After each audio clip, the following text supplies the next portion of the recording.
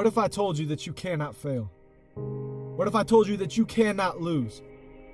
Failure is not an option. Losing isn't even in the playbook. And no matter what you do, no matter what you put your hand to, you're going to be successful. What if I told you that the only person who can stop you from accomplishing what God called you to do is you? See, God doesn't want you to live an ordinary life. God doesn't want you to have a mundane existence. He freed you for a reason. God wants you to live sold out. He wants you to chase the dreams and the passions that He put within your heart. If God called you to be an athlete, then be the best athlete this world has ever seen. Live sold out. Do it with excellence for God's glory. And know that if He called you to do something, you cannot fail.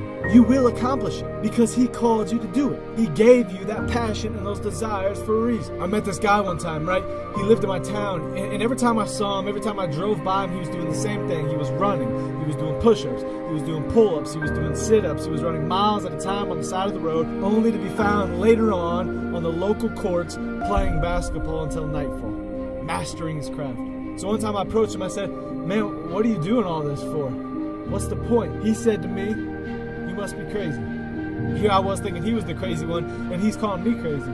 I said, "What do you mean?" He said, "You take this as me wasting my time? Man, I have been given an opportunity.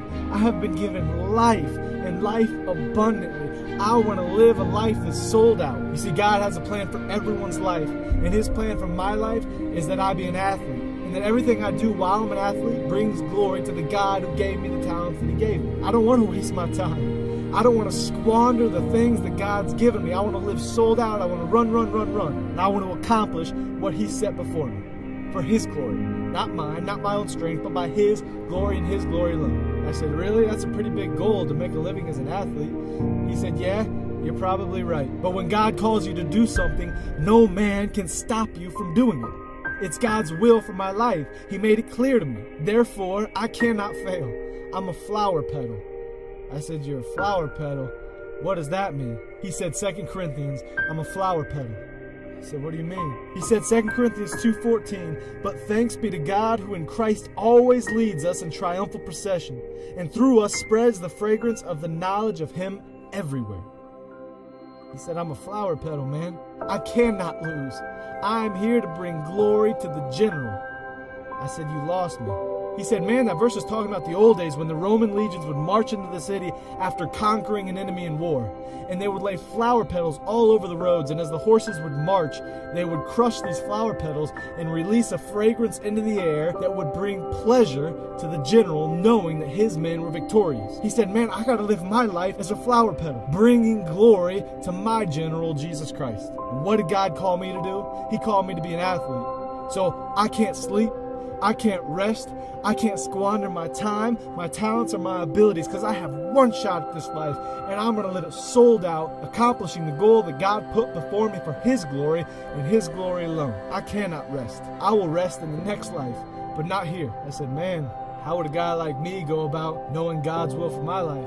He said, "Easy. You got to know God." I said, "How so?" "Through His Son," he said, "Jesus Christ. You have to know His Son, and not only know His Son, but give His Son your life, your time, your energy. Lay it all down and believe in Him, and He will show you His call for your life." He said, "Man, there's only one way to experience peace, satisfaction, joy, fulfillment, and all those things in this life, and that is by being in the center of God's will." That man left that day having opened my eyes. And although I don't know much, I know that he was right. And I know that if God called you to be a teacher, be the best teacher this world has ever seen. If God called you to be an athlete, let no other athlete stand on your level. If God called you to build structures, then build structures for the glory of God. If God calls you to be a musician, then rock this world with the best music they've ever heard for the glory of the God who gave you the talent in the first place. Sleep? Who has time? You can sleep in the next life. Rest? You have one shot at this life. This world is going to tell you that what you set out to do is impossible. This world is going to point at your past mistakes, and they're going to say, it doesn't matter what God called you to do, you cannot do it. The world's going to say that you can't, but God says that you can. And when the world says that you're not worth it, they're saying the cross was a mistake. You can do absolutely anything that God has called you to do, because He will empower you. He will equip you. So when He puts those things on your heart and He says, go and do them, go and do them. You have one shot at this life. Don't waste your life.